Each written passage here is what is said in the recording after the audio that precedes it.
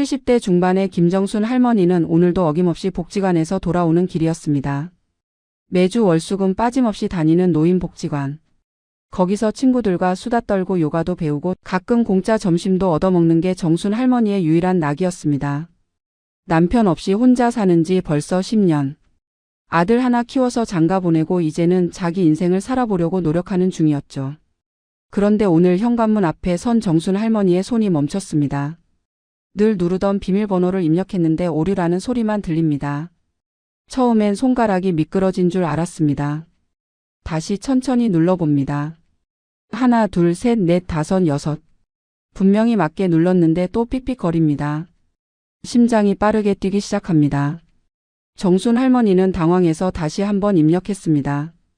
이번엔 더 정확하게 더 꾹꾹 눌러가며. 하지만 결과는 똑같았습니다. 빨간 불이 깜빡이면서 경고음이 울립니다. 손에 들고 있던 복지관에서 받은 도시락 봉투가 흔들립니다. 머릿속이 하얘집니다. 내가 비밀번호를 잘못 외운 건가? 아니면 치매가 온 건가? 아니야. 나는 멀쩡해. 분명히 이 번호가 맞는데. 바로 그때 주머니 속 휴대폰이 진동했습니다. 며느리 박수진에게서 온 카카오톡 메시지였습니다. 사진이 한 장 첨부되어 있었습니다. 클릭하자 자신의 집 현관 앞에 놓인 택배 상자가 보였습니다. 며느리가 보낸 문자에는 이렇게 적혀 있었습니다. 어머님 택배 와 있던데요. 집에 들어가셨어요? 제가 지나가다 봤는데 문 앞에 있길래 사진 찍어 보냈어요. 정순 할머니는 핸드폰을 들고 멍하니 서 있었습니다. 며느리가 언제 여기 왔다는 거지? 며느리는 회사 다니는 사람인데 낮에 왜 여기 있었을까? 그리고 더 이상한 건 며느리는 우리 집 비밀번호를 알고 있다는 겁니다. 혹시 며느리가 들어갔다 나온 건 아닐까? 그래서 비밀번호가 바뀐 건 아닐까? 불안감이 몰려왔습니다. 정순 할머니는 떨리는 손으로 며느리에게 전화를 걸었습니다. 벨이 몇 번 울린 후 며느리의 차가운 목소리가 들렸습니다. 며느리에게 비밀번호가 안 맞는다고 혹시 바꾼 거냐고 물었습니다. 며느리는 잠시 침묵하더니 대답했습니다. 자기는 절대 안 건드렸다고 어머님이 착각하시는 거 아니냐고 되묻는 겁니다. 정순 할머니는 현관문 앞에 주저앉고 싶었습니다. 집에 들어가지도 못하고 며느리는 자기 탓을 하고 주변 이웃들 눈치도 보였습니다. 70 넘은 할머니가 자기 집 문 앞에서 비밀번호도 모르고 서 있는 꼴이라니. 손가락이 시려왔습니다. 11월의 차가운 바람이 목덜미를 파고들었습니다. 결국 아들에게 전화를 걸 수밖에 없었습니다. 아들 민준이는 회사 회의 중이라며 짜증 섞인 목소리로 받았습니다. 비밀번호를 알려달라고 하자 아들은 한숨을 쉬며 예전 번호를 불러줬습니다. 정순 할머니가 계속 눌러봤던 바로 그 번호였습니다. 아들도 이상하다는 듯 나중에 보고 연락하겠다며 급하게 끊어버렸습니다. 정순 할머니는 벤치에 앉아서 아들이 퇴근해서 오기를 기다려야 했습니다. 복지관 도시락은 이미 식어버렸고 다리는 저려왔습니다. 옆집 아줌마가 지나가다 이상하게 쳐다봤습니다. 창피했습니다. 서러웠습니다. 그리고 무엇보다 며느리에 대한 의심이 마음속에 단단히 자리 잡기 시작했습니다. 분명 며느리가 뭔가 했어. 그게 아니고서야 이럴 리가 없어. 저녁 6시가 되어서야 아들이 도착했습니다. 아들은 새 비밀번호를 여러 개 시도한 끝에 문을 열었습니다. 정순 할머니는 녹초가 되어 집 안으로 들어갔습니다. 아들은 비밀번호를 새로 설정해 주면서 종이에 적어줬습니다. 하지만 누가 바꾼 건지에 대해서는 명확한 답을 주지 않았습니다. 그냥 시스템 오류일 수도 있다며 얼버무렸습니다. 하지만 정순 할머니는 알고 있었습니다. 이건 오류가 아니라는 걸. 누군가 의도적으로 바꾼 거라는 걸. 그리고 그 누군가는 10중 8구 며느리일 거라는 걸. 그날 밤 정순 할머니는 잠을 이룰 수 없었습니다. 천장을 바라보며 며느리의 차갑게 대답하던 목소리를 계속 떠올렸습니다. 저는 안 건드렸는데요. 그 말투가 이상했어. 너무 태연했어. 마치 미리 준비해둔 대답 같았어. 다음날 아침 정순 할머니는 며느리에게 다시 전화를 걸었습니다. 어젯밤 내내 생각해도 이상했거든요. 며느리가 현관에서 택배 사진을 찍었다는 것도 타이밍도 모든 게 너무 딱 맞아떨어졌습니다. 마치 계획된 것처럼. 전화를 받은 며느리 수진의 목소리는 여전히 차분했습니다. 아니 차분한 정도가 아니라 너무 태연했습니다. 정순 할머니가 비밀번호에 대해 다시 캐묻자 며느리는 오히려 반문했습니다. 어머님, 제가 왜 비밀번호를 바꾸겠어요? 그럴 이유가 있나요? 그리고 설사 제가 바꿨다 해도 어머님께 말씀 안 드릴 리가 없잖아요. 논리적이었습니다. 너무 논리적이어서 오히려 더 의심스러웠습니다. 며느리는 계속해서 자신의 결백함을 주장했습니다. 자기는 그날 회사 근처 지나가다가 우연히 들른 거고 택배가 문 앞에 있길래 혹시 몰라서 사진 찍어 보낸 것뿐이라고 말했습니다. 비밀번호는 절대 건드린 적 없다고 강조했습니다. 하지만 정순 할머니의 귀에는 며느리의 말이 공허하게 들렸습니다. 며느리는 항상 이런 식이었습니다. 겉으로는 공손하고 예의 바르게 대하지만 그 안에는 묘한 냉기가 감돌았습니다.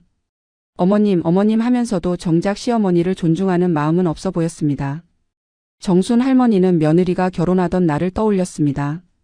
5년 전 아들이 35의 나이에 간신히 결혼했을 때 정순 할머니는 얼마나 기뻤는지 모릅니다.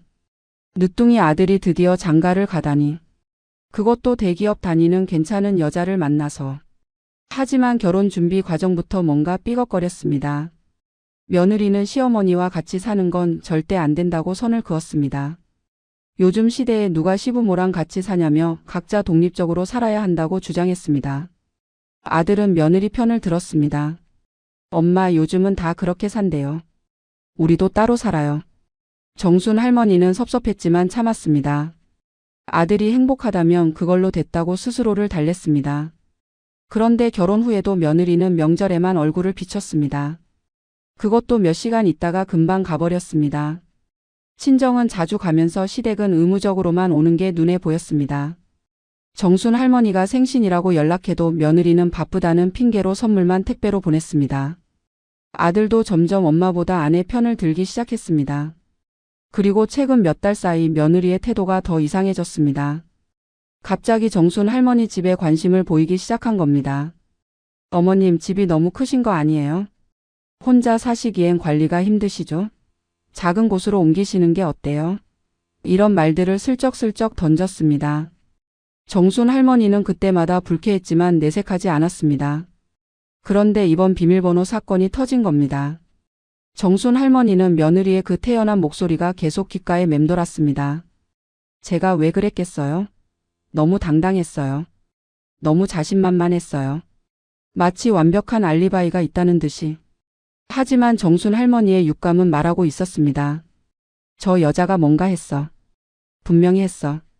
정순 할머니는 복지관 친구 영숙이에게 전화를 걸었습니다. 영숙이는 며느리 문제로 고생 많이 한 동갑내기 친구였습니다. 상황을 설명하자 영숙이가 단칼에 말했습니다. 그거 100% 며느리 짓이야. 요즘 며느리들이 다 그래. 시어머니 재산 노리고 슬금슬금 파고드는 거야. 조심해야 돼. 영숙이의 말이 정순 할머니의 불안을 더 키웠습니다. 혹시 며느리가 자기 집을 노리고 있는 건 아닐까? 이 집은 남편이 평생 고생해서 마련한 정순 할머니의 유일한 재산이었습니다. 시가로 5억은 좋게 넘는 이 아파트를 며느리가 탐내는 건 아닐까? 그날 오후 정순 할머니는 현관 비밀번호를 몇 번이고 확인했습니다. 아들이 새로 설정해준 번호가 제대로 작동하는지, 그리고 혹시 또 바뀌지는 않을지 불안했습니다. 자기 집인데도 자기 집 같지 않았습니다. 누군가 언제든 마음대로 드나들 수 있다는 생각이 들자 등골이 오싹해졌습니다. 며느리의 그 태연한 목소리가 계속 머릿속에서 재생됐습니다. 어머님이 착각하신 거 아니에요? 그 말투에는 은근한 비웃음이 섞여 있는 것 같았습니다. 마치 늙은 시어머니가 헷갈려 하는 걸 즐기기라도 하는 듯한. 정순 할머니는 이를 악물었습니다. 절대 당하지 않을 거야. 이건 내 집이야. 사흘이 지난 어느 오후 정순 할머니는 또 택배를 받게 됐습니다. 온라인으로 주문한 건강식품이었습니다. 택배 기사는 단골 기사였습니다. 이 아파트동을 전담하는 50대 중반의 남자였죠. 정순 할머니와는 몇 년째 얼굴을 보는 사이였습니다. 택배를 건네주면서 기사님이 무심코 던진 한마디가 있었습니다. 할머니, 요즘 가족분들 자주 오시나 봐요. 그제 낮에도 딸 되시는 분이 들어가시던데. 정순 할머니는 깜짝 놀랐습니다. 딸? 저한테는 딸이 없는데요. 아들만 있어요. 택배 기사는 고개를 갸웃했습니다. 아, 그래요? 제가 잘못 봤나? 그런데 분명히 여자분이 할머니 집 비밀번호 누르고 들어가시던데요. 30대쯤 돼 보이는 여자분이요. 저보고 택배 맡아달라고 하시길래 가족이신 줄 알았죠. 정순 할머니의 심장이 쿵쿵 뛰기 시작했습니다. 30대 여자? 비밀번호를 알고? 그럼 며느리 말고 누가 있겠습니까? 며느리가 정말로 자기 집에 몰래 들어왔던 겁니다. 그것도 낮 시간에 정순 할머니가 복지관 간 사이에. 택배 기사님은 계속 말을 이어갔습니다. 한 2, 30분 있다가 나오시더라고요. 손에 뭔가 들고. 정순 할머니는 목이 메었습니다. 며느리가 집에 들어와서 뭘 한 거지? 뭘 가져간 거지? 아니면 뭘 둔 거지? 상상만으로도 소름이 돋았습니다. 자기가 없는 사이에 며느리가 마음대로 자기 집을 드나들었다니. 그것도 허락도 없이. 심지어 비밀번호까지 바꿔가면서. 택배 기사는 정순 할머니의 굳은 표정을 보고 뭔가 잘못 말한 것 같다는 걸 눈치챘습니다. 아, 제가 괜한 말 했나요? 송구합니다, 할머니. 그냥 가족분인 줄 알고. 그는 어색하게 웃으며 자리를 떴습니다. 정순 할머니는 현관문 앞에 멍하니 서 있었습니다. 며느리였어. 분명히 며느리였어. 택배 기사 말로는 30대 여자라고 했는데 며느리가 딱 35이잖아. 그리고 비밀번호를 아는 여자라면 며느리밖에 없어. 정순 할머니는 당장 집 안을 살펴보고 싶었습니다. 며느리가 뭘 건드렸는지 뭘 가져갔는지 확인해야 했습니다. 집 안으로 들어가 구석구석을 확인했습니다. 거실은 별 이상 없어 보였습니다. 부엌도 마찬가지. 하지만 자세히 보니 뭔가 미묘하게 달라진 것 같았습니다. 냉장고 위치가 살짝 바뀐 것 같기도 하고 식탁 의자 방향이 다른 것 같기도 하고. 확신은 없었지만 불안감은 커졌습니다. 정순 할머니는 안방으로 갔습니다. 침대 옆 서랍장을 열어봤습니다. 여기에는 통장과 도장 그리고 중요한 서류들이 들어 있었습니다. 다행히 아무것도 없어진 것 같지는 않았습니다. 하지만 서랍 안 물건들의 배치가 미묘하게 달랐습니다. 누군가 뒤적인 흔적이 있었습니다. 등골이 오싹했습니다. 며느리가 자기 서랍을 뒤졌어. 통장을 확인한 거야. 얼마나 있는지 보려고. 정순 할머니는 손이 떨렸습니다. 며느리가 자기 재산을 파악하려고 몰래 집에 침입한 겁니다. 이건 단순한 방문이 아니었습니다. 계획적인 침입이었습니다. 정순 할머니는 즉시 아들에게 전화를 걸었습니다. 하지만 아들은 회의 중이라며 받지 않았습니다. 문자를 보냈습니다. 며느리가 우리 집에 몰래 들어왔대. 택배 기사님이 봤대. 당장 전화해. 하지만 아들에게서 답장은 오지 않았습니다. 정순 할머니는 복지관 친구들에게 연락했습니다. 영숙이, 명자, 순이. 모두 비슷한 반응이었습니다. 그거 완전 도둑놈 신부 아니야? 당장 경찰 불러야 돼. 며느리가 미쳤나 봐. 친구들의 격한 반응이 정순 할머니의 분노를 더 부채질했습니다. 그날 저녁 아들이 퇴근해서 집에 들렀습니다. 정순 할머니는 택배 기사가 한 말을 전부 이야기했습니다. 며느리가 낮에 집에 들어온 걸 봤다고, 비밀번호를 알고 들어갔다고, 한참 있다가 나왔다고. 아들의 표정이 굳었습니다. 아들은 며느리에게 전화를 걸었습니다. 스피커폰으로 통화하라고 정순 할머니가 요구했습니다. 며느리는 전화를 받자마자 황당하다는 반응을 보였습니다. 제가 언제 거기 갔다고 그러세요? 저 그날 회사에 있었어요. 확인해 보세요. 며느리는 자신의 결근 기록을 보여주겠다며 회사 출퇴근 기록을 캡처해서 보내왔습니다. 실제로 그날 오전 9시에 출근해서 오후 6시에 퇴근한 것으로 나와 있었습니다. 며느리는 단호하게 말했습니다. 택배 기사님이 다른 사람을 본 거예요. 제가 아니에요. 하지만 정순 할머니는 믿을 수 없었습니다. 출퇴근 기록은 얼마든지 조작할 수 있습니다. 대리 출근을 시킬 수도 있고. 며느리는 영리한 여자였습니다. 증거를 남기지 않을 만큼. 정순 할머니의 불신은 더욱 깊어졌습니다. 며느리가 뭔가 꾸미고 있어.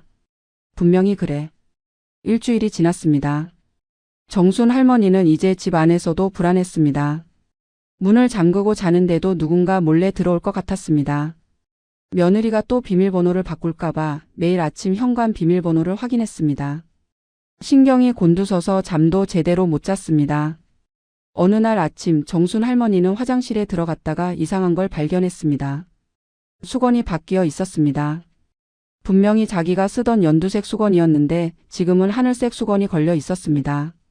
정순 할머니는 어리둥절했습니다. 내가 바꿨나? 아니야, 나는 수건을 바꾼 적이 없어. 수건장을 열어봤습니다. 새 수건 세트가 들어 있었습니다. 정순 할머니가 산 적 없는 수건이었습니다. 누가 여기에 새 수건을 넣어둔 거지? 며느리? 아들? 정순 할머니는 혼란스러웠습니다. 분명히 누군가 집에 들어와서 물건을 바꿔치기 한 겁니다. 부엌으로 가봤습니다. 냉장고를 열어보니 더 기가 막혔습니다. 냉장고 안이 깨끗하게 정리되어 있었습니다. 유통기한 지난 반찬들이 다 버려져 있고 새로 산 채소와 과일이 가지런히 놓여 있었습니다. 정순 할머니는 최근에 장을 본 적이 없었습니다. 그럼 누가 이걸 넣어둔 거지? 싱크대 아래 수납장도 정리되어 있었습니다. 예전에는 냄비와 프라이팬이 아무렇게나 쌓여 있었는데 지금은 크기별로 가지런히 정리되어 있었습니다. 세제와 수세미도 새 제품으로 바뀌어 있었습니다. 누군가 자기 집을 마음대로 정리한 겁니다. 정순 할머니는 온몸에 소름이 돋았습니다. 이건 도둑이 아니야. 도둑은 물건을 가져가지 정리를 하지는 않아. 그럼 누가 이런 짓을 한 거지? 며느리밖에 없어. 며느리가 몰래 들어와서 자기 집처럼 정리한 거야. 마치 이미 이 집이 자기 집인 것처럼. 정순 할머니는 안방으로 뛰어갔습니다. 침대 밑을 확인했습니다. 침대 시트가 새 것으로 바뀌어 있었습니다. 베개 커버도 마찬가지였습니다. 옷장을 열어봤습니다. 옷들이 색깔별로 정리되어 있었습니다. 예전에는 아무렇게나 걸려 있었는데. 서랍장을 열어봤습니다. 속옷과 양말이 종류별로 나뉘어져 있었습니다. 정순 할머니는 절대 이렇게 정리하지 않았습니다. 그런데 가장 충격적인 건 따로 있었습니다. 현관 신발장을 열어보는 순간 정순 할머니는 비명을 지를 뻔했습니다. 신발장 안쪽 자기가 신는 낡은 실내화 옆에 새 실내화가 하나 더 있었습니다. 여성용이었습니다. 분홍색 털 슬리퍼. 정순 할머니 것이 아니었습니다. 사이즈도 달랐습니다. 정순 할머니보다 한 치수 작은 240 사이즈였습니다. 며느리 거야. 며느리가 여기 자기 슬리퍼를 갖다 놓은 거야. 마치 이제부터 여기서 살 거라는 신호처럼. 정순 할머니는 그 슬리퍼를 집어들고 한참을 멍하니 바라봤습니다. 손이 부들부들 떨렸습니다. 분노와 공포가 동시에 밀려왔습니다. 며느리가 자기 집을 점령하고 있었습니다.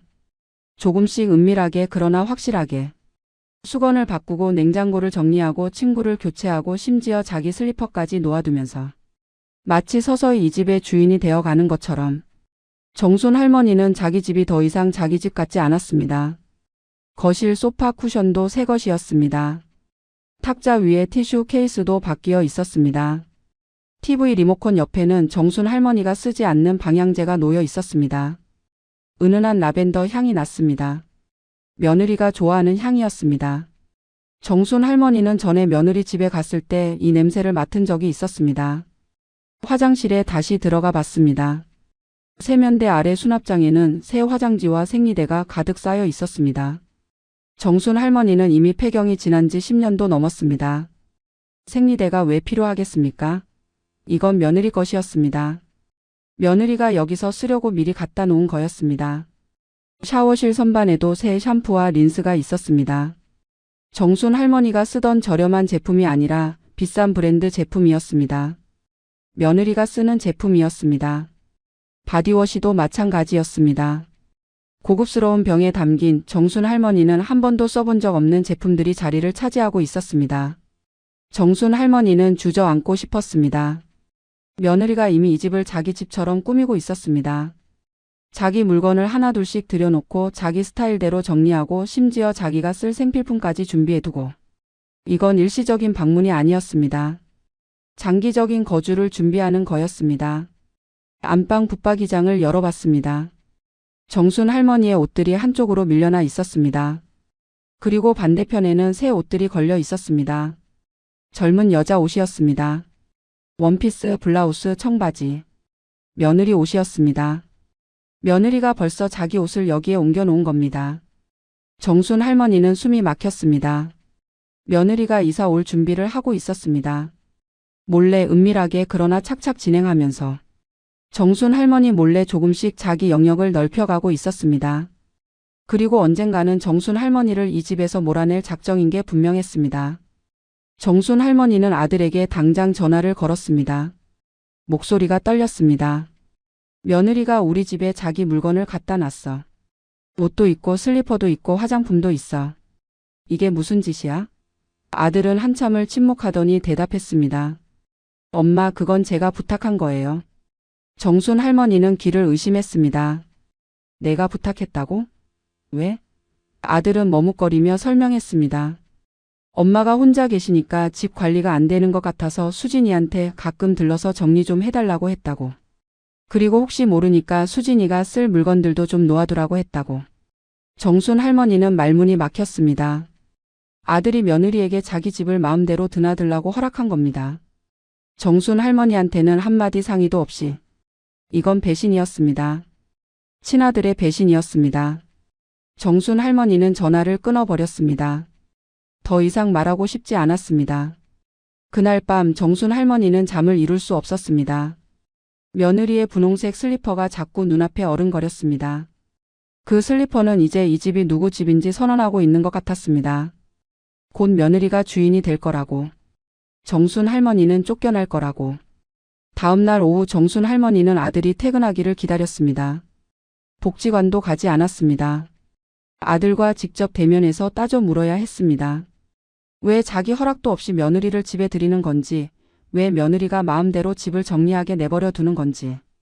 저녁 7시쯤 아들 민준이 문을 열고 들어왔습니다. 정순 할머니는 거실 소파에 팔짱을 끼고 앉아 있었습니다. 표정이 굳어 있었습니다. 아들은 어색하게 웃으며 인사했습니다. 엄마, 저녁 드셨어요? 정순 할머니는 대답하지 않았습니다. 아들은 눈치를 채고 소파에 조심스럽게 앉았습니다. 정순 할머니가 입을 열었습니다. 내가 며느리한테 우리 집 드나들라고 했다며? 왜 나한테는 말 안 했어? 아들은 고개를 숙였습니다.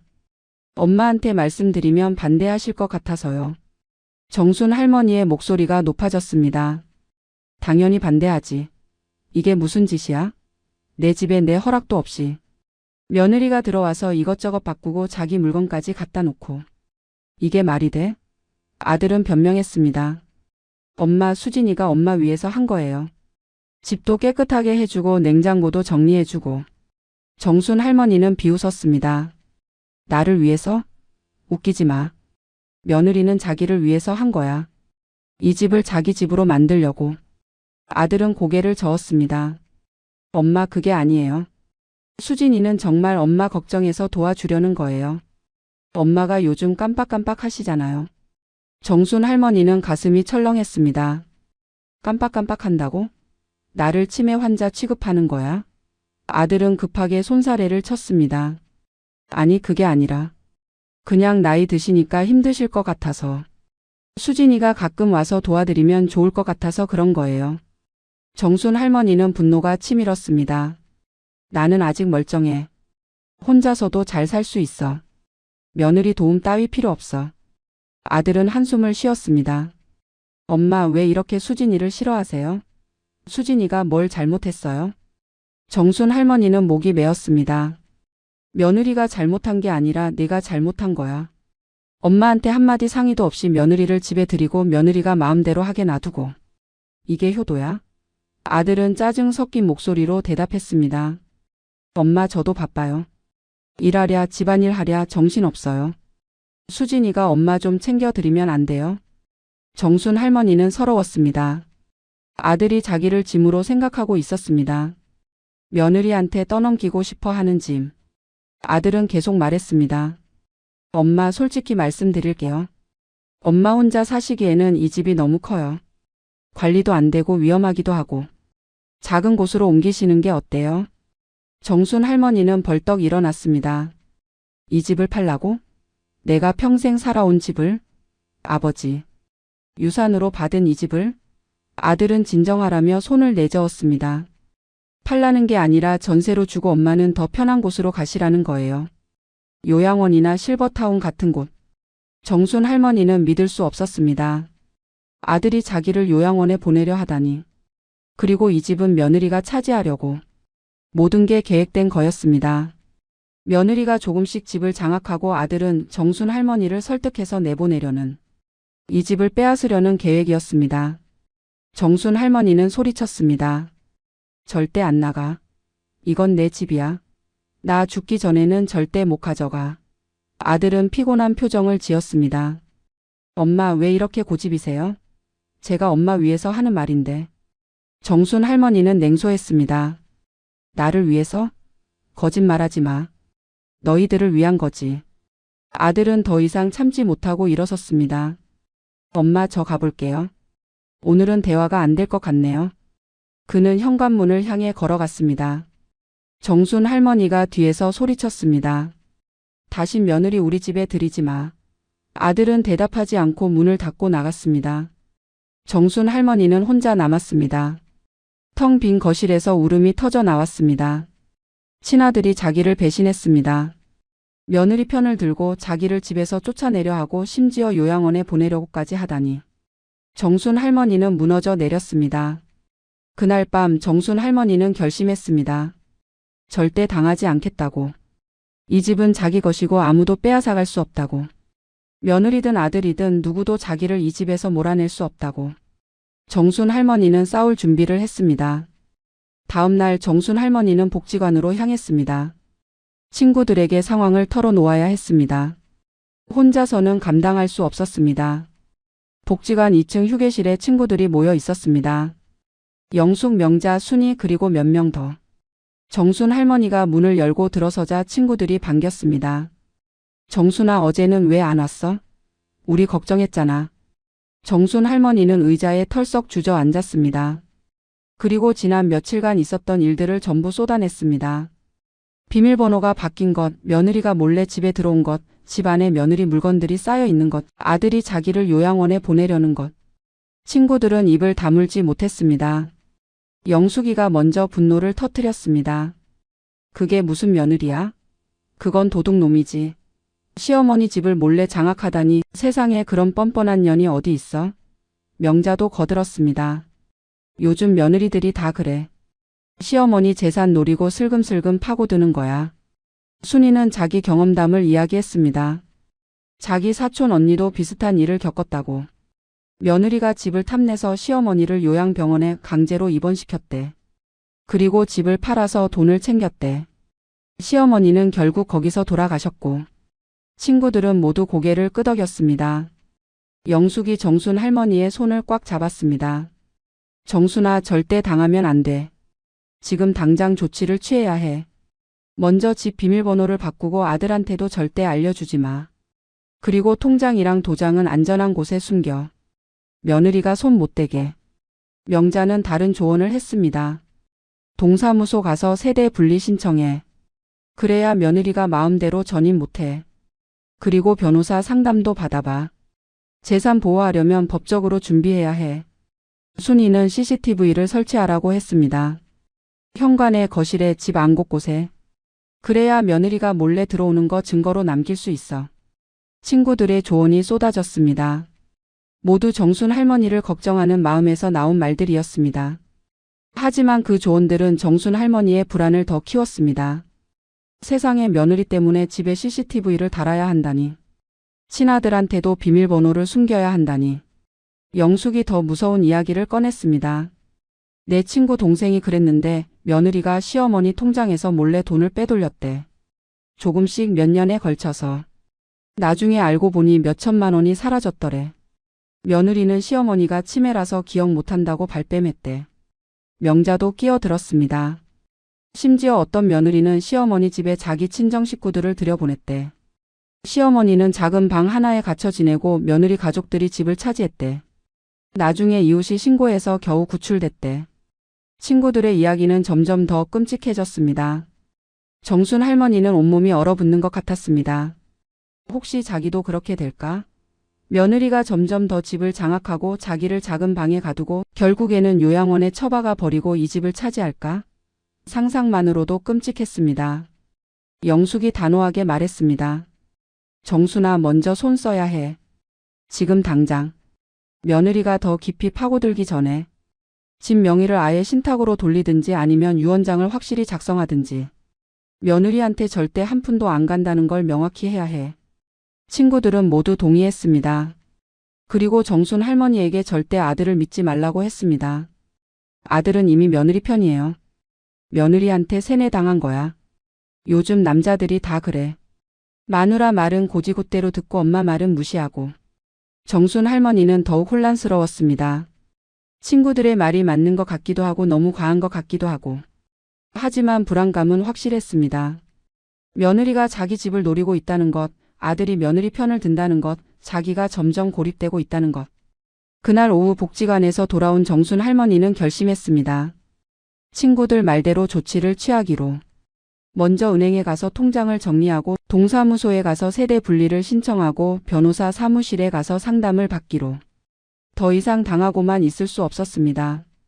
정순 할머니는 수첩에 해야 할 일들을 적었습니다. 하나, 비밀번호 완전히 새로 바꾸기. 둘, 통장과 도장 안전한 곳에 보관.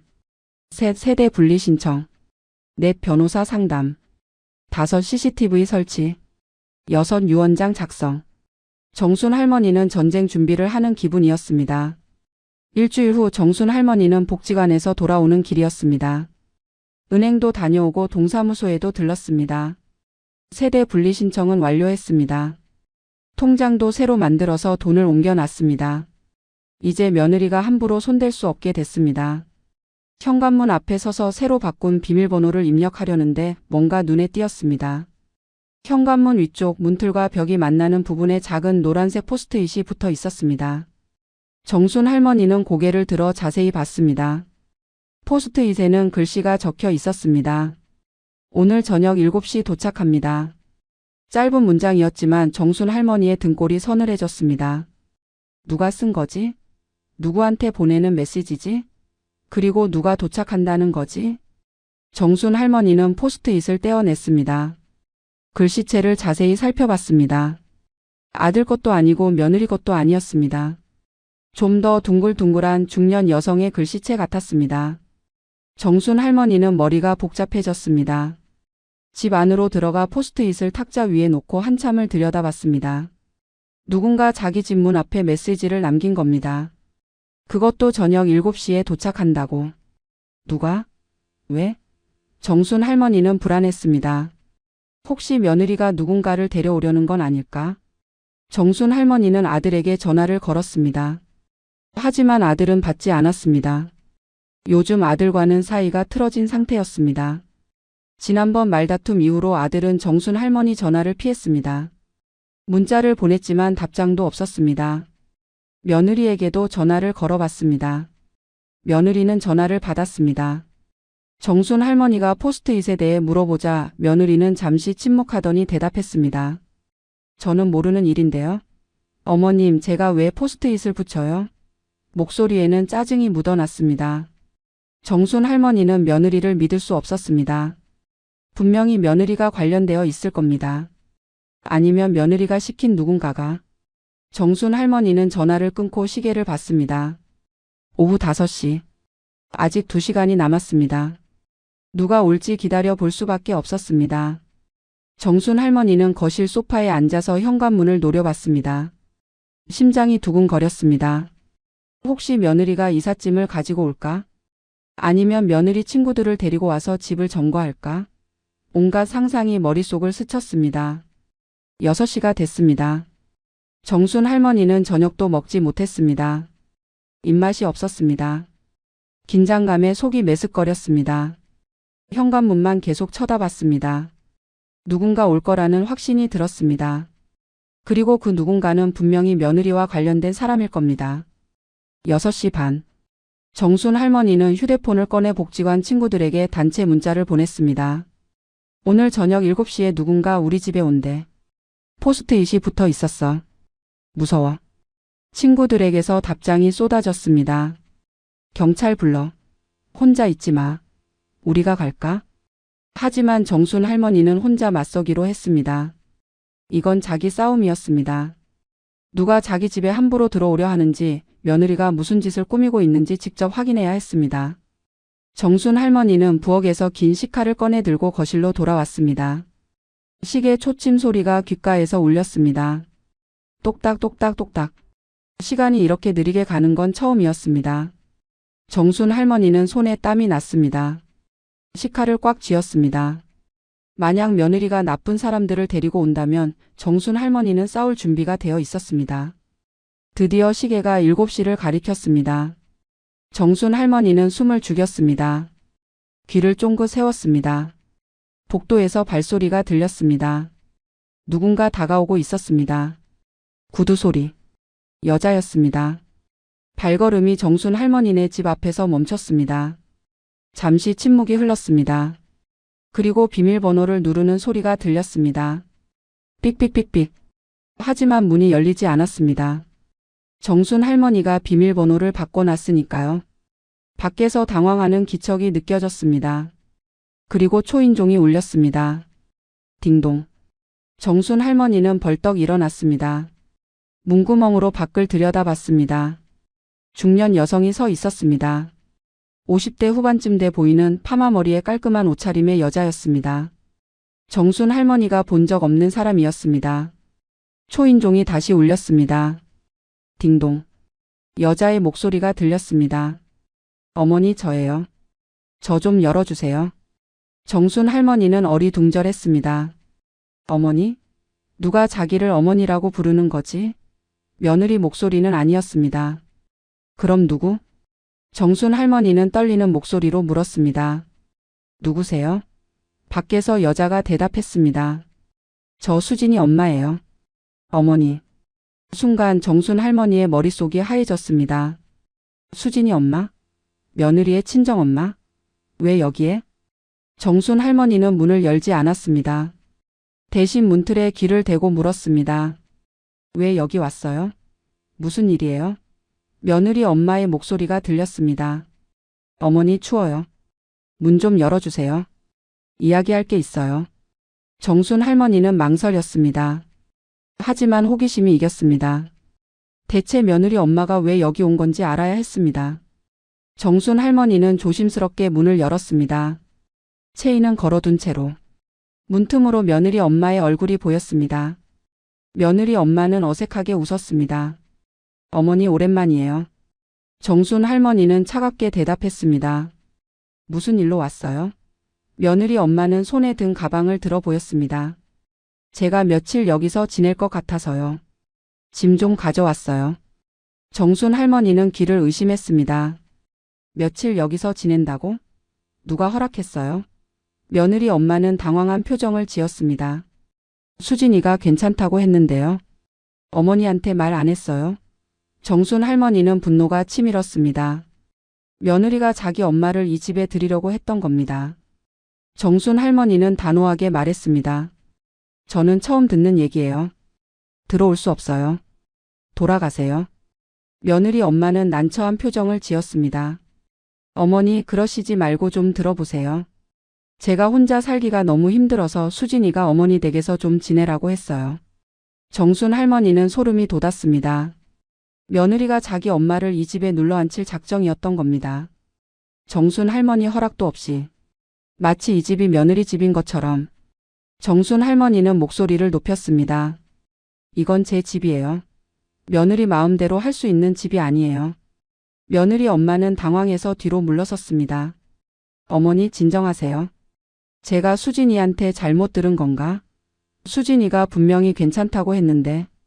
정순 할머니는 문을 닫으려 했습니다. 며느리 엄마가 급하게 손을 뻗어 문을 막았습니다. 잠깐만요, 어머니. 오해가 있는 것 같아요. 제가 설명 좀 할게요. 하지만 정순 할머니는 들을 마음이 없었습니다. 며느리와 며느리 엄마가 짜고 자기 집을 빼앗으려 한다는 확신만 들었습니다. 정순 할머니는 있는 힘껏 문을 밀어 닫았습니다. 밖에서 며느리 엄마의 목소리가 들렸습니다.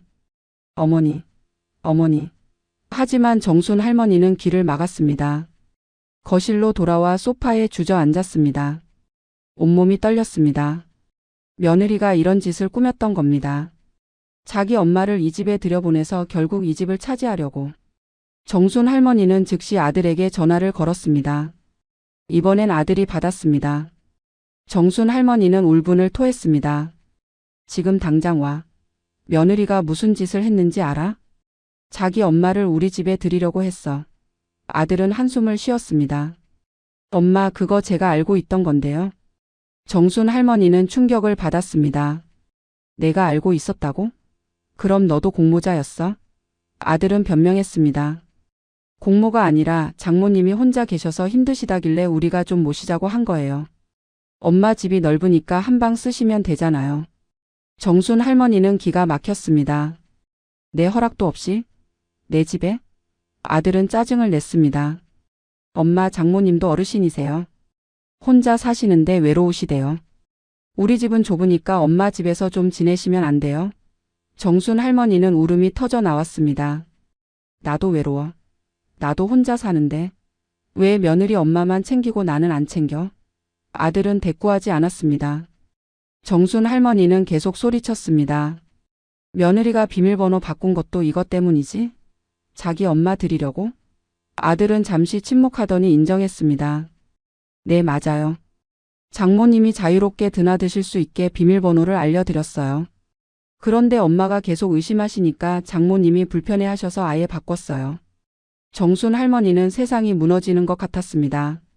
아들이 며느리 엄마를 위해 자기 집 비밀번호를 바꿨다니. 정순 할머니는 떨리는 목소리로 물었습니다. 그럼 처음부터 며느리가 바꾼 게 아니었어? 아들이 대답했습니다. 정확히는 수진이 엄마인 장모님이 바꿨어요. 제가 부탁드렸어요. 엄마가 비밀번호 알면 장모님 오시는 거 막을까봐. 정순 할머니는 숨이 막혔습니다. 며느리의 엄마가 비밀번호를 바꾼 겁니다. 자기가 마음대로 드나들 수 있도록. 그리고 아들이 그걸 도왔던 겁니다. 정순 할머니를 배제하고 며느리 엄마를 이 집에 들이려고. 모든 게 계획된 음모였습니다. 정순 할머니는 물었습니다. 집안의 며느리 물건들, 수건이랑 친구랑 슬리퍼, 그것도 다 장모 때문이야? 아들은 인정했습니다. 네. 장모님이 편하게 지내실 수 있게 미리 준비해 둔 거예요. 수진이가 며칠 전에 가서 다 정리해 놨어요. 정순 할머니는 무너졌습니다. 며느리와 며느리 엄마 그리고 아들까지. 모두가 자기를 속이고 있었습니다. 자기 집을 빼앗으려고 공모하고 있었습니다. 정순 할머니는 울부짖었습니다. 이건 내 집이야. 내가 평생 살던 집이라고. 아들은 차갑게 말했습니다. 엄마 혼자만 생각하지 마세요. 장모님도 가족이에요.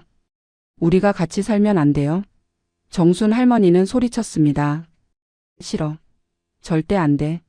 여기는 내 집이야. 며느리 엄마 들릴 수 없어. 아들이 한숨을 쉬었습니다. 엄마, 그럼 엄마가 다른 데로 가시는 건 어때요? 좋은 실버타운 알아봤는데 거기서 편하게 지내시면. 이 집은 저희가 쓰고. 정순 할머니는 믿을 수 없었습니다. 아들이 자기를 내쫓으려 한다는 게. 정순 할머니는 전화를 끊어버렸습니다. 더 이상 들을 수 없었습니다. 친아들이 며느리 편을 들고 며느리 엄마를 위해 친엄마를 배신하고 심지어 집에서 쫓아내려 하다니.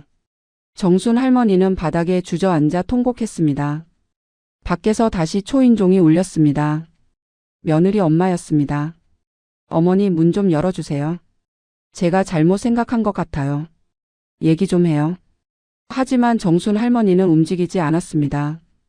귀를 막고 소파에 웅크렸습니다. 한참 후 밖에서 또 다른 목소리가 들렸습니다. 며느리 수진이었습니다. 어머님, 저예요. 오해가 있는 것 같아요. 문 열어주세요. 하지만 정순 할머니는 반응하지 않았습니다. 며느리의 목소리, 며느리 엄마의 목소리, 모두 거짓말쟁이들의 목소리였습니다. 복도에서 두 여자가 속닥거리는 소리가 들렸습니다. 며느리가 자기 엄마에게 뭐라고 하는 것 같았습니다. 그리고 둘이 함께 계단을 내려가는 발소리가 들렸습니다. 정순 할머니는 홀로 남았습니다. 텅 빈 집에서 배신감과 분노와 슬픔에 잠긴 채. 그날 밤 정순 할머니는 한숨도 자지 못했습니다. 며느리와 며느리 엄마 그리고 아들의 얼굴이 계속 떠올랐습니다. 모두 자기를 이용하려 했습니다. 자기 집을, 자기 재산을, 자기 삶을 빼앗으려 했습니다. 정순 할머니는 다짐했습니다. 절대 당하지 않겠다고. 다음 날 아침 정순 할머니는 아들에게 먼저 전화를 걸었습니다. 냉정하게 침착하게 물어볼 게 있었습니다. 아들은 피곤한 목소리로 전화를 받았습니다. 정순 할머니가 물었습니다. 언제부터 계획한 거야? 며느리 엄마를 우리 집에 들이는 거. 아들은 한숨을 쉬었습니다. 2달 전부터요. 장모님이 혼자 사시는 집에서 넘어지셨어요. 병원 가셨는데 다행히 큰일은 아니었지만 그때부터 수진이가 걱정하기 시작했어요. 혼자 두면 위험하다고. 정순 할머니는 비웃었습니다. 그래서 내 집에 모시자고? 아들은 변명했습니다. 엄마, 우리 집은 투룸이에요. 방이 하나밖에 없어요. 장모님 모시려면 방이 필요한데 엄마 집은 방이 3개잖아요. 엄마 혼자 쓰시기엔 너무 넓어요. 정순 할머니는 화가 치밀었습니다. 그래서 내가 쫓겨나야 해? 아들은 항변했습니다. 쫓겨나는 게 아니라 더 좋은 곳으로 가시는 거예요. 제가 알아본 실버타운은 정말 좋아요. 식사도 나오고 프로그램도 많고 같은 또래 어르신들이랑 어울릴 수도 있고. 엄마 혼자 사시는 것보다 훨씬 나아요. 정순 할머니는 목이 메었습니다. 나는 혼자 사는 게 좋아. 내 집에서 내 방식대로. 왜 나를 시설에 보내려고 해? 아들은 답답하다는 듯 대답했습니다. 엄마, 시설이 아니라 고급 실버타운이에요. 요양원이랑 달라요. 자유롭게 생활하고 필요하면 도움도 받고. 정순 할머니는 소리쳤습니다. 싫어. 나는 안 가. 여기가 내 집이야. 아들은 목소리를 높였습니다. 엄마, 왜 그렇게 고집이세요? 저도 수진이도 엄마 위해서 하는 말인데. 엄마 혼자 계시면 위험해요. 넘어지시면 어떡해요? 갑자기 아프시면 어떡해요? 정순 할머니는 냉소했습니다. 그래서 며느리 엄마는 안 위험해? 며느리 엄마는 넘어져도 괜찮고? 아들은 대꾸했습니다. 장모님은 여기 계시면 우리가 챙길 수 있잖아요. 수진이가 퇴근하고 매일 들를 수 있고. 엄마는 우리랑 떨어져 계시니까 챙기기 힘들어요. 정순 할머니는 가슴이 찢어지는 것 같았습니다. 아들이 며느리 엄마를 더 챙기고 싶어 하다니. 친엄마는 멀리 보내고 싶어 하다니. 정순 할머니는 떨리는 목소리로 물었습니다. 너는 언제부터 나를 짐으로 생각한 거야? 아들은 침묵했습니다. 정순 할머니는 계속 물었습니다. 내가 너를 키우느라 얼마나 고생했는데. 아버지 없이 혼자 너를 대학까지 보냈어. 그런데 이게 효도야? 나를 집에서 쫓아내는 게? 아들은 한숨을 쉬었습니다. 엄마, 지금 감정적으로 되지 마세요. 감정적이라고? 정순 할머니는 눈물이 쏟아졌습니다. 내가 감정적인 게 아니라 너희가 비정한 거야. 며느리랑 며느리 엄마랑 짜고 나를 내쫓으려는 거잖아. 아들은 짜증을 냈습니다. 엄마, 그렇게 생각하시면 할 말 없어요. 저 가봐야 해요. 회의 들어가야 해서. 정순 할머니는 급하게 물었습니다. 잠깐 솔직하게 말해봐. 너희가 이 집 팔 생각이지? 아들은 잠시 침묵하더니 인정했습니다. 네, 맞아요. 이 집 팔아서 엄마 실버타운 비용 내고 나머지는 저희 집 마련하는 데 쓸 거예요. 우리도 이제 애 낳으려면 넓은 집이 필요해요. 정순 할머니는 온몸이 얼어붙었습니다. 아들이 대놓고 인정했습니다. 정순 할머니 집을 팔아서 자기네 집을 사겠다고. 정순 할머니를 실버타운에 처박고 온 며느리 엄마는 자기네 새 집에서 모시겠다고. 계획이 완벽했습니다. 정순 할머니는 울면서 물었습니다. 나는 어떻게? 나는 평생 여기서 살았는데. 추억이 가득한 이 집인데. 아버지랑 같이 살던 이 집인데. 아들은 차갑게 대답했습니다. 엄마, 집은 그냥 집이에요. 추억은 마음속에 있는 거예요. 새로운 곳에서 새로 시작하세요. 정순 할머니는 더 이상 말할 수 없었습니다. 아들이 완전히 돌아서 버렸습니다. 며느리 편이 되어서 친엄마를 버리기로 결심한 겁니다. 정순 할머니는 전화를 끊었습니다.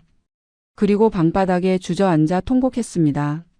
아들은 이미 정순 할머니의 아들이 아니었습니다. 며느리의 남편이었습니다. 며느리 가족의 사위였습니다. 정순 할머니는 혼자였습니다. 온 세상에 혼자 남겨진 것 같았습니다. 아무도 자기 편이 없었습니다. 복지관 친구들에게 전화를 걸었습니다. 상황을 설명하자 친구들은 분노했습니다. 그 못된 자식. 그게 사람이야? 며느리랑 짜고 엄마를 배신하다니. 당장 경찰 불러. 변호사 선임해. 친구들의 격한 반응이 정순 할머니를 위로했습니다. 영숙이 말했습니다. 정순아, 절대 집 팔면 안 돼. 명예 이전도 안 돼. 유언장 확실히 써도 아들한테 한 푼도 안 간다고. 그리고 당장 아들이랑 연 끊어. 그런 자식 필요 없어. 정순 할머니는 고개를 끄덕였습니다. 이제 결심했습니다. 싸울 준비가 됐습니다. 다음 날 아침 정순 할머니는 일찍 일어났습니다. 잠은 설쳤지만 정신은 또렷했습니다. 오늘 할 일이 많았습니다. 정순 할머니는 세수를 하고 단정하게 옷을 입었습니다. 거울을 보며 자신에게 말했습니다. 나는 내 인생의 주인이야. 아무도 나를 무시할 수 없어. 첫 번째로 향한 곳은 동사무소였습니다. 이미 세대 분리 신청은 해뒀지만 전입 차단 신청도 추가로 했습니다. 며느리나 며느리 엄마 심지어 아들까지도 이 주소로 전입할 수 없게 만드는 겁니다. 공무원이 물었습니다. 가족 간에 문제가 있으신가요? 정순 할머니는 담담하게 대답했습니다. 네, 제 집을 지켜야 해서요. 공무원은 동정 어린 눈빛으로 서류를 처리해줬습니다. 요즘 이런 경우가 많다며 정순 할머니에게 조심하라고 당부했습니다. 가족이라도 재산 문제로는 조심해야 한다고. 두 번째로 향한 곳은 은행이었습니다. 정순 할머니는 모든 통장을 정리했습니다. 아들이 알고 있는 계좌는 전부 해지하고 새 계좌를 만들었습니다. 그리고 비밀번호도 아들이 절대 모를 번호로 설정했습니다. 도장도 새로 파서 은행에 등록했습니다. 은행 직원이 조심스럽게 물었습니다. 혹시 금융사기 피해를 당하신 건가요? 정순 할머니는 쓴 웃음을 지었습니다. 아니요, 가족한테 당할 뻔했어요. 직원은 고개를 끄덕이며 이해한다는 표정을 지었습니다. 요즘 노인 재산 문제로 가족 간 분쟁이 많다는 걸 알고 있는 듯 했습니다. 세 번째로 향한 곳은 법무사 사무소였습니다.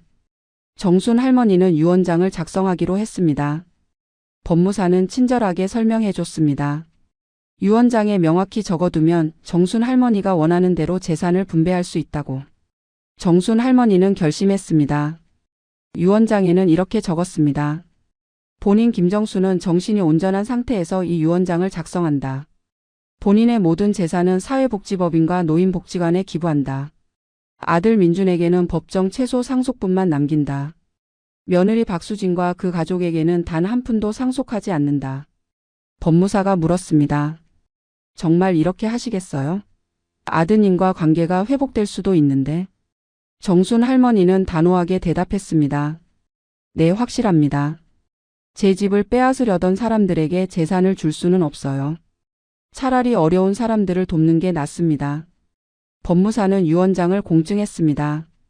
그리고 정순 할머니에게 사본을 건네며 말했습니다. 이제 안전합니다. 아무도 할머니 의사에 반해서 재산을 가져갈 수 없어요. 정순 할머니는 처음으로 마음이 놓였습니다. 이제 자기 집, 자기 재산을 지킬 수 있게 됐습니다. 네 번째로 향한 곳은 철물점이었습니다. 정순 할머니는 현관문 자물쇠를 완전히 교체하기로 했습니다. 비밀번호식이 아닌 지문 인식 방식으로. 오직 정순 할머니의 지문만 등록했습니다. 이제 아무도 허락 없이 이 집에 들어올 수 없었습니다. 집으로 돌아온 정순 할머니는 며느리가 놓아둔 물건들을 전부 치웠습니다. 분홍색 슬리퍼, 세수건, 샴푸와 린스, 옷들 모든 것을 큰 박스에 담았습니다. 그리고 아파트 현관 앞에 내다 놨습니다. 박스에는 메모를 붙였습니다. 며느리 물건입니다. 가져가세요. 집 안을 다시 자기 스타일대로 정리했습니다. 며느리가 바꿔놓은 쿠션, 방향제, 티슈 케이스 모두 예전 것으로 되돌렸습니다. 냉장고도 자기가 좋아하는 반찬들로 채웠습니다. 침대 시트도 자기가 쓰던 낡은 것으로 바꿨습니다. 이제 이 집은 다시 정순 할머니의 집이 됐습니다. 저녁 무렵 아들에게서 전화가 왔습니다. 엄마, 현관문을 못 열겠어요. 비밀번호가 또 바뀐 거예요? 정순 할머니는 차분하게 대답했습니다. 비밀번호가 아니라 지문 인식으로 바꿨어. 이제 나만 들어갈 수 있어. 아들은 당황했습니다. 엄마, 왜 그러세요? 저도 들어가야 하는데.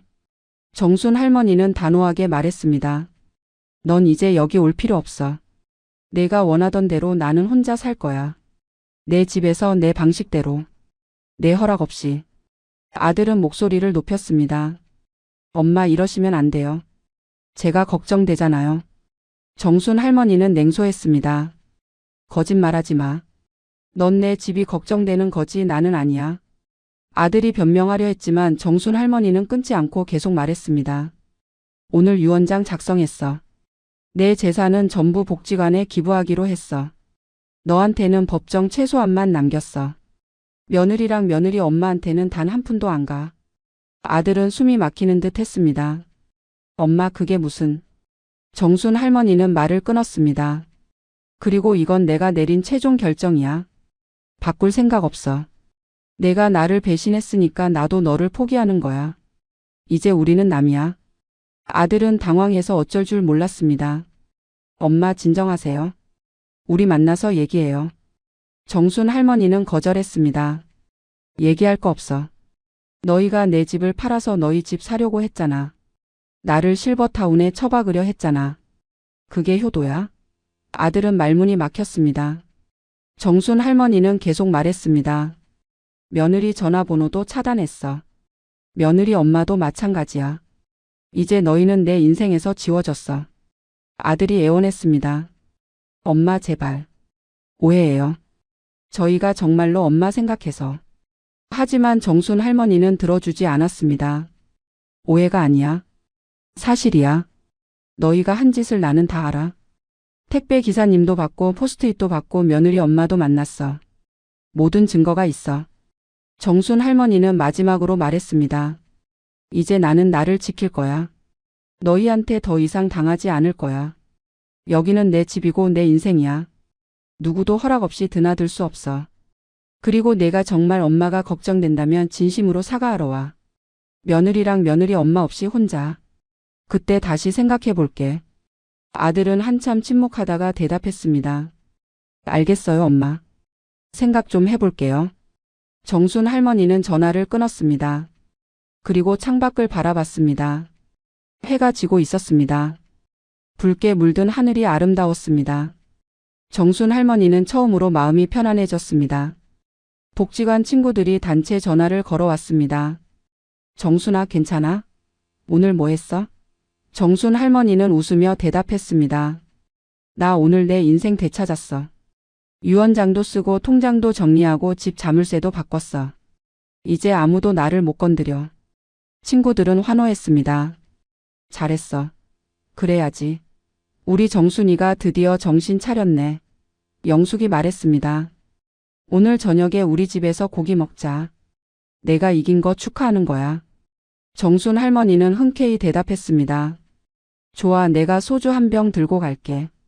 그날 밤 정순 할머니는 친구들과 함께 고기를 구워 먹으며 웃었습니다.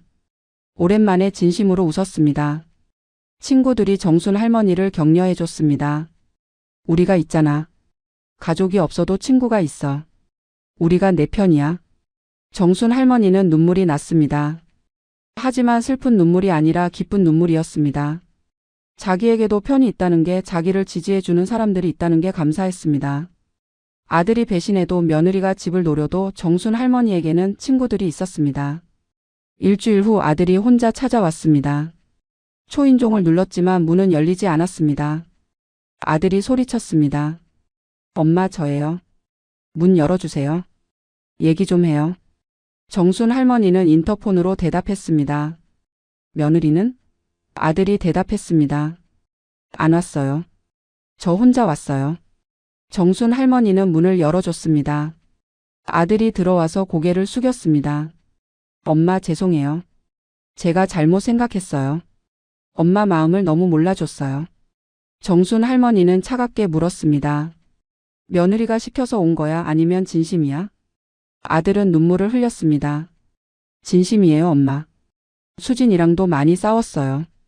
제가 너무 수진이 편만 들었다고 깨달았어요. 엄마가 얼마나 서운하셨을지. 정순 할머니는 아들의 눈을 똑바로 쳐다봤습니다. 정말 반성하는 거야? 아들은 고개를 끄덕였습니다. 네, 엄마. 정말 미안해요.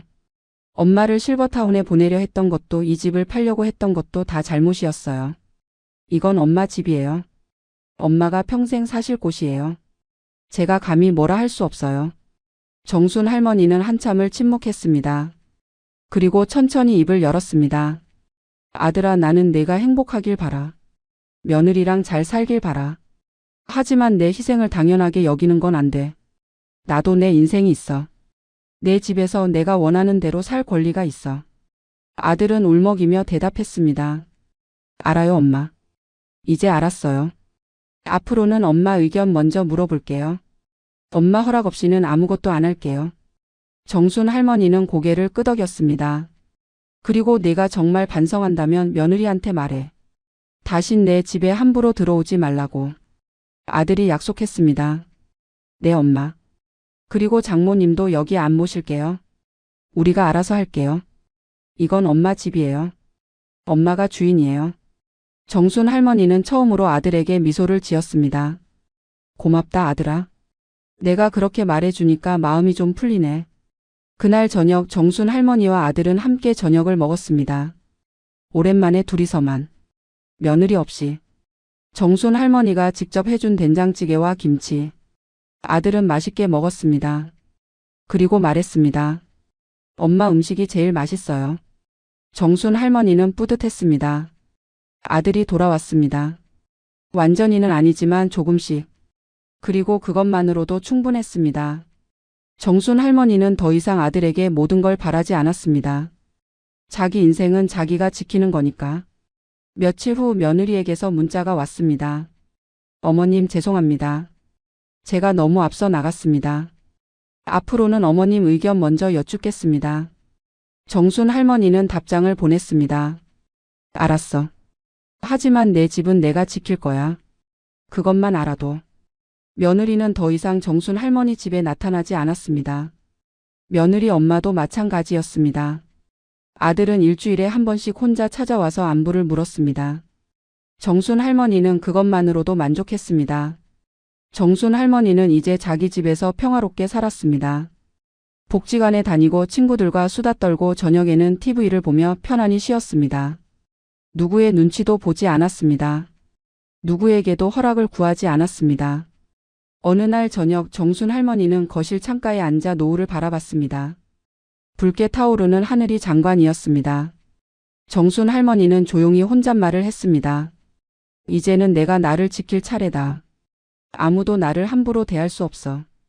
여기는 내 집이야. 정순 할머니는 미소를 지었습니다. 비록 힘든 싸움이었지만 이겼습니다. 자기 자신을 지켜냈습니다. 자기 집을, 자기 재산을, 자기 존엄을. 그리고 가장 중요한 건 자기 자신을 되찾았다는 것이었습니다. 밤이 깊어갔습니다. 정순 할머니는 침대에 누워 편안하게 잠들었습니다. 오랜만에 악몽 없이 불안 없이. 이제 정순 할머니의 집은 다시 정순 할머니의 것이 되었습니다. 그 누구도 빼앗아갈 수 없는 정순 할머니만의 안식처. 그리고 정순 할머니는 깨달았습니다. 가족이라는 이름으로 자기를 억압하는 사람들보다 진심으로 자기를 아껴주는 친구들이 더 소중하다는 것을. 혈연보다 중요한 건 서로에 대한 존중이라는 것을. 그리고 무엇보다 자기 자신을 지키는 것이 가장 중요하다는 것을. 정순 할머니의 새로운 인생이 시작되었습니다. 아무도 함부로 대할 수 없는 당당한 인생. 정순 할머니는 이제 두렵지 않았습니다. 자기 자신이 가장 강한 보호자라는 걸 알았으니까.